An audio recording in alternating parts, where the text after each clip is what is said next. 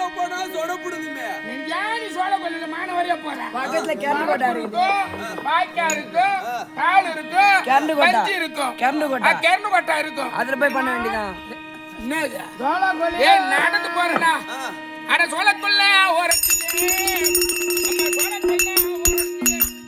அம்மா ஜோடி பூராங்க அம்மாளுக்கு ரெண்டு நிக்க. அந்த ஜோடி பூரா சோறுதனே. அம்மா சோறுதம்மா என் மனசு அந்த சோள